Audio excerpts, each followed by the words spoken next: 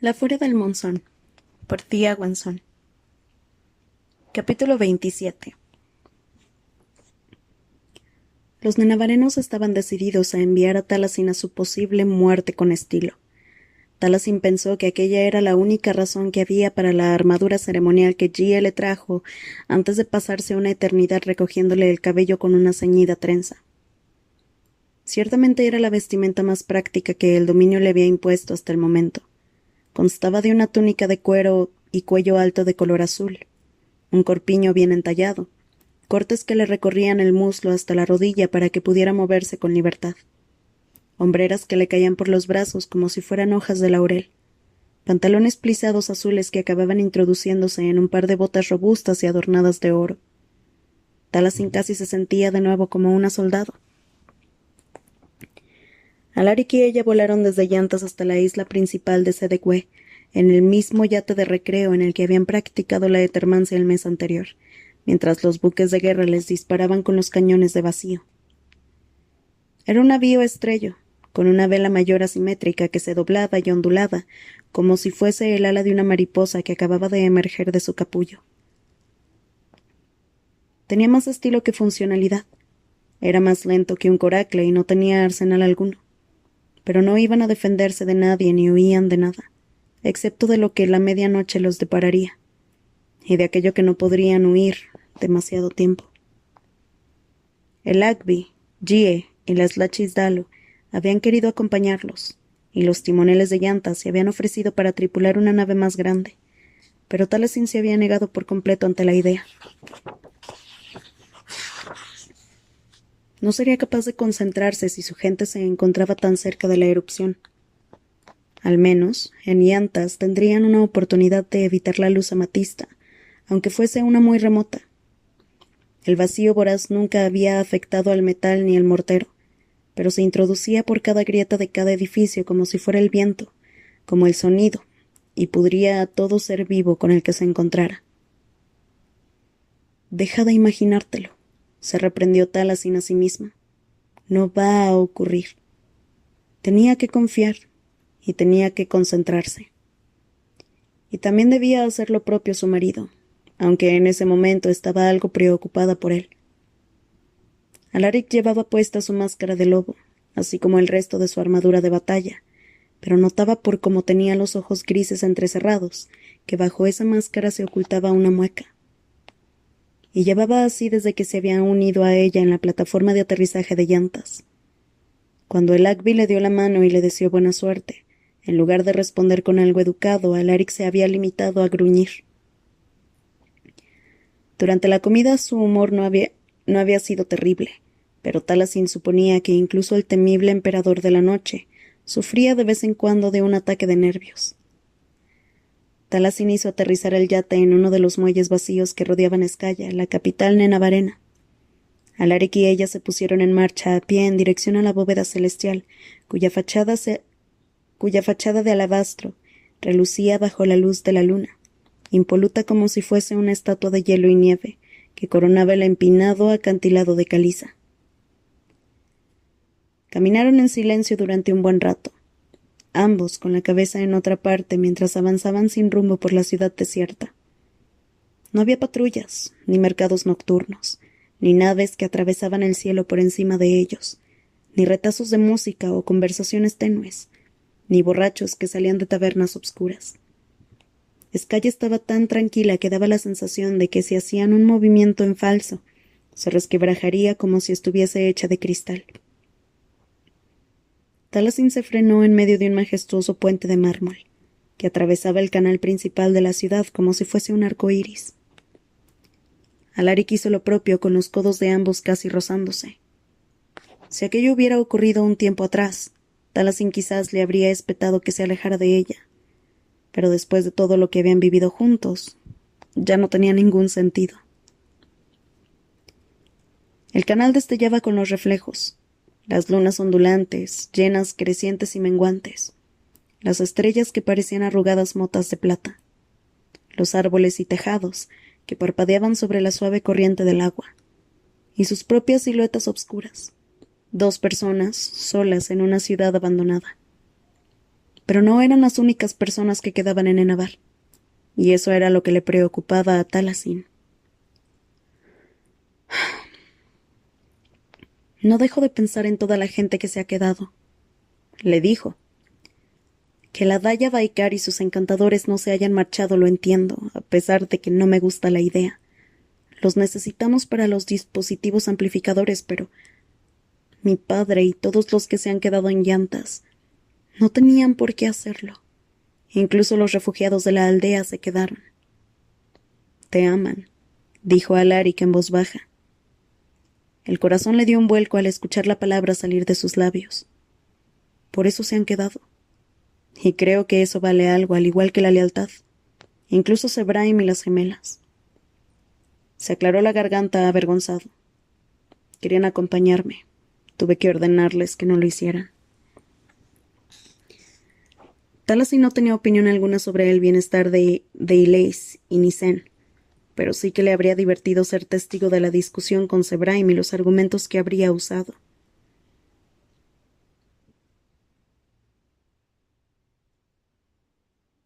A pesar de los esfuerzos de los tres, espero que la evacuación del continente fuera bien. Alaric se encogió un poco. Taliesin lo vio en el reflejo del agua. No pudimos sacarlos a todos, dijo en un tono brusco. No había suficientes naves. Le atravesó una punzada de dolor. ¿Tendrías que haberle pedido ayuda a Nenavar? Podríamos haber enviado... Compartí tal idea con el regente Gaeris. Los anchos hombros de Alaric se hundieron como si se avergonzara de aquello. Pero no tenía deseo alguno de deberle nada más de lo necesario al dominio. Taliesin frunció el ceño y estaba a punto de lanzarle su habitual diatriba sobre que Alaric era el emperador de la noche, no Gaeris, y quizás por fin entendería tal idea. Pero entonces Alaric continuó hablando. La mayoría del alto mando compartía la opinión de mi padre. Con eso sí que estaba demasiado familiarizada, con aquel laberinto de politiqueo, cuidadosamente construido con el fin de mantenerlos a todos felices, o al menos lo suficiente como para que no conspiraran contra ti. Aquel acto de equilibrio en el que había que considerar los motivos ocultos de todo el mundo mientras impulsaban sus propios objetivos. Urduja siempre había estado ocupada con su buen consejo de nobles, pero tenía décadas de práctica, mientras que Alaric no llevaba demasiado tiempo ejerciendo aquel puesto. Les he fallado. A mi pueblo, confesó con la voz rota. Parecía muy joven bajo la luz de la luna. Quiero crear un nuevo mundo, pero comparto el poder con aquellos que se aferran a las costumbres antiguas. A veces pienso que sería mejor empezar de nuevo, destruirlo todo. La miró a los ojos. Y en ocasiones pienso que tú y yo podríamos hacerlo. Si es que sobrevivimos a lo de esta noche, claro. Dijo aquello en voz muy baja, pero casi pareció retumbar por toda la ciudad abandonada. También encendió una luz, una que alumbró la salida del túnel, del laberinto en el que se encontraba. En ese caso, únete a mí. Aquel pensamiento la atravesó como un rayo, partiéndole el alma en dos y ofreciéndole algo de claridad ante lo que debía hacer a continuación. Y Deathbell está viva. Tenemos aliados. Estamos preparados para actuar tras la obscuridad de las lunas ausentes. Únete a nosotros. Vamos a destruirlo todo. Y construyamos una vida nueva juntos. Tenía las palabras en la punta de la lengua. Tomó aire y casi lo dijo en voz alta, pero entonces podemos ponerle fin a todo esto, a esta lucha interminable por el poder, dijo Alaric. Primero aplastaremos a la resistencia sardoviana, daremos caza a sus líderes. Después lidiaremos con la vieja guardia quesatense que se opone al regreso, al progreso. Una vez que todas las amenazas del continente hayan desaparecido, podemos reconstruir todo y comenzar a cambiar las cosas de verdad. Taliesin sintió un horrible y devastador dolor en el pecho. Trató de respirar hondo sin que se diera cuenta, de la misma forma que había mantenido la esperanza en su interior. Alaric se movió y se giró hacia ella mientras se quitaba la máscara. En su pálido rostro se veía una clara determinación mientras se inclinaba en su dirección.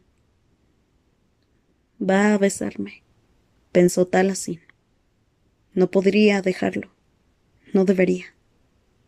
Pero tampoco podía apartarse. Quizás aquel fuera el último beso que compartirían. Lo miró fijamente mientras se acercaba. El reflejo de la luz de la luna en el agua le destelló en el gris de los ojos antes de cerrarlos, así como en la suavidad de sus fuertes rasgos, en cada uno de sus lunares. Trató de memorizarlo todo. Quizás no podría hacerlo después. Taliesin no cerró los ojos hasta que Alaric le puso los labios sobre los suyos y se rindió ante la sensación. En ese mismo momento vio un destello de todo lo que podría haber sido. A medio camino del canal entre Sedecue y Vasillas, a kilómetros de profundidad en el agua, algo se agitó. Taliesin activó la palanca que ralentizaba la magia de viento que hacía que el yate se moviera.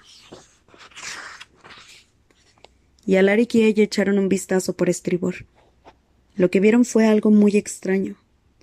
Los dragones estaban emergiendo del agua, montones de ellos, con las cabezas rugosas saliendo de las profundidades del mar eterno, seguidas de los cuellos que se asemejaban al tronco arrugado de un árbol, y los cuerpos serpentinos ondulando entre las olas.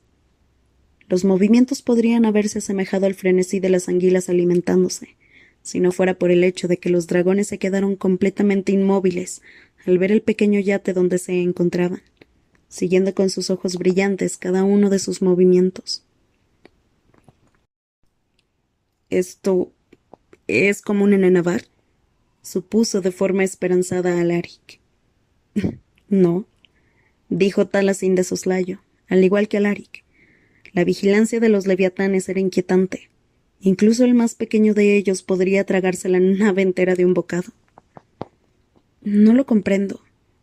Pensaba que se habrían marchado hacia el sur la semana pasada para acompañar a las naves nenavarenas». Había visto a varios flaqueando el Wataida, el buque insignia de Urduja, y no se habían separado de su lado hasta que la flota desapareció por el horizonte. Alaric flexionó los dedos dentro de su guantelete, preparándose para usar la etermancia. «Mantente cerca de mí. No atacarán a nadie de sangre nenavarena», dijo Taliesin. «Si acaso tú deberías mantenerte cerca de mí». Fue en ese momento cuando unos 4 dragones decidieron alzar el vuelo y rodear el yate. Taliesin tragó saliva. ¿Acaso las últimas palabras que iba a escuchar en su vida serían un comentario sarcástico por parte de Alaric o Sinast? Pero no.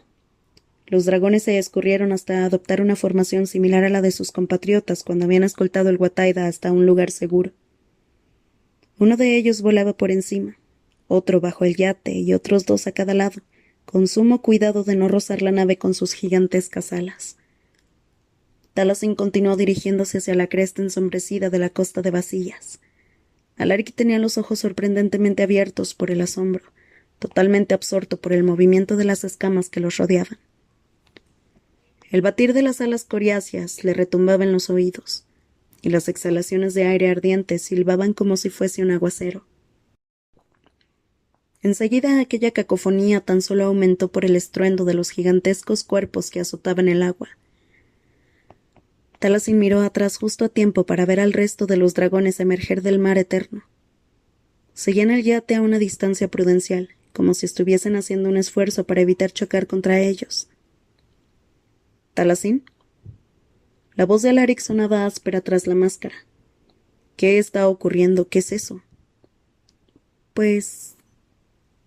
Miró a los ojos al dragón que había a su izquierda, una pupila que era una hendidura negra entre un campo ambarino y que brillaba como si fuese un sol, incluso tan cerca de la medianoche. Algo se activó en su interior, algo incluso más antiguo que su magia. La criatura echó la cabeza hacia atrás y soltó un rugido, acompañado de una nube de llamas de un intenso color naranja que obscureció las estrellas. No era una advertencia, sino un saludo. El rugido del dragón hacía eco en el latir de su corazón. Sentía como si el fuego de la criatura fuese el calor que le corría por las venas en forma de sangre. El mundo había cambiado por completo de nuevo, al igual que cuando entró por primera vez en la grieta de luz. Al igual que cuando Alaric la besó por primera vez, y en el aire se acumuló aquel fulgor ensombrecido. ¿Acaso su destino era seguir cambiando, intercambiar una vida por otra como si fuesen abrigos para diferentes momentos, mientras vivía en una tierra de verano perpetuo? Estaba condenada a que llegara el día en que quizás no reconocería a la chica de Pico de Calao, de la misma manera en que un invierno nevado no contenía indicio alguno del otoño que lo había predecido.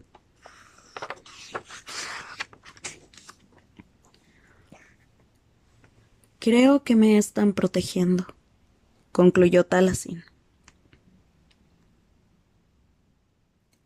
Ishan Baikar no solo estaba de acuerdo con Taliesin, sino que, en su opinión, la Daya parecía notablemente impertérrita ante el grupo de dragones que ondulaban como una marea alrededor de la nave de la Lachisca y del Emperador de la Noche. Tenía la sensación de que quizás ocurriría algo así, alardeó Ishan. Los dragones siempre protegen al pueblo nenavareno, pero algunos de nosotros nos quedamos, así que lo lógico era pensar que algunos de ellos también permanecerían aquí. ¿No es así? ¿Cómo decidieron quiénes migrarían y cuáles se quedarían atrás? Son unos animales fascinantes. Escucharon aquella cháchara animada a través del transceptor. La voz de Ishan cruzaba la vía tempesta desde donde se encontraba en su coracle polilla. Cada uno de sus encantadores de Aimsan pilotaba su propia nave fantasmagórica y flotaban en círculo alrededor del cráter de Actamasok. Sobrevolando directamente por encima del cráter, directamente por encima del profundo abismo, estaba el yate. Es un yate muy pequeño, pensó Alaric de forma intranquila. Y el dispositivo amplificador que habían colocado en la cubierta, aquella colección de frascos y cables, parecía demasiado frágil cuando el adversario era aquel agujero vasto y sin fondo. Era un forjasombras, no debía asustarle la obscuridad. Pero en el interior de aquella obscuridad merodeaba algo terrible a la que no podía enfrentarse solo. Ishan seguía parloteando y especulaba cuál sería el método de los dragones para comunicarse los unos con los otros. Taliesin se alejó lo máximo posible de la boquilla del transceptor de Heteronda. ¿Te imaginas que la grieta de vacío triunfe sobre nosotros por la impredecible capacidad de concentración de la Daya Baikar? Murmuró. Al menos no será culpa tuya ni mía, dijo Alaric. Los supervivientes nos recordarán con cariño. Taliesin se rió por la nariz. Destellaba con su armadura de color azul y dorado bajo la luz de la luna, con sus dragones rodeándola por encima. Algunos de ellos habían aterrizado sobre la ladera volcánica, aferrándose con las garras como si prepararan para abalanzarse sobre lo que fuese a emerger del cráter. 4 de las 7 lunas de Lir ya habían desaparecido del cielo. Ishan dejó de hablar en algún momento, tras quizás percatarse de que nadie le estaba prestando atención. Y en el silencio, solo quería decir que... Alaric se interrumpió. ¿Qué quería decir? Taliesin lo miró y pestañeó. ¿Qué? Lo siento por todo. Me encantó escribirte cartas. No dejaré que mi padre te haga daño. Sé que dijimos que lo nuestro solo sería atracción física, pero a veces creo que... Desde que nos conocimos he vivido un sueño de lo que podría llegar a ser todo. Pero jamás podría decirle nada de aquello. Decirlo haría que el resultado más favorable de aquella noche fuese la muerte. Jamás podría confesarle lo del Sarimán robado ni los planes de Gaeris. No antes de encontrar la manera de arreglarlo. Si esto es un adiós, comenzó a decir Alaric, imitando las palabras de su padre, porque ese era el afecto que conocía, y eso también debía de significar algo. Entonces, esto no es un adiós, lo interrumpió Taliesin de forma feroz. Lo dijiste tú mismo en Belian, ¿recuerdas? Cuando te pregunté si pensabas que podíamos frenar el vacío voraz, me dijiste que sí. Si no, todos moriremos. Puede que fueras un listillo en ese momento, pero tenías razón. Lo conseguiremos. Lucharemos por sobrevivir. Tú me enseñaste a hacerlo. 2 lunas más desaparecieron. Tan solo faltaba la 7ª.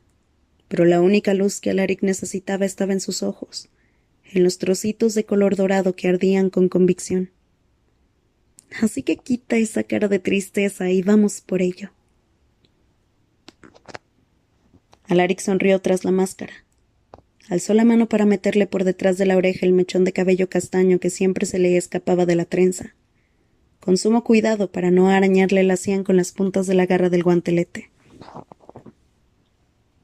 Se estremeció ante el contacto, y el pálido brillo plateado de la 7ª luz le bañó las pecas de las mejillas. Lo memorizó todo. Si hay algo en lo que creo, dijo él, es en lo terca que eres. Me irrita muy a menudo, pero eres capaz de mover montañas. No querría tener a nadie más junto a mí esta noche. Tales impuso los ojos en blanco. La próxima vez que discutamos te lo recordaré. Alaric se encogió de hombros. Yo solo me alegraré de que haya una próxima vez. El transceptor de Heteronda emitió un sonido al activarse. Era Ishan de nuevo, que les preguntaba si estaban preparados. Las sombras se cernían de forma incesante sobre la última luna como si fuese tinta derramada sobre un pergamino limpio. Preparados, confirmó Talasin a través de la boquilla del transceptor. Ishan respondió en enavareno antes de cortar la transmisión. Alaric y Talasin se colocaron el uno frente al otro en el interior del dispositivo amplificador. —¿Qué te ha dicho la Daya Baikar? —le preguntó. Talasin curvó los labios en una ligera y nostálgica sonrisa mientras se lo traducía. Nos veremos al otro lado, o en el cielo que corona al cielo, donde navegan nuestros ancestros.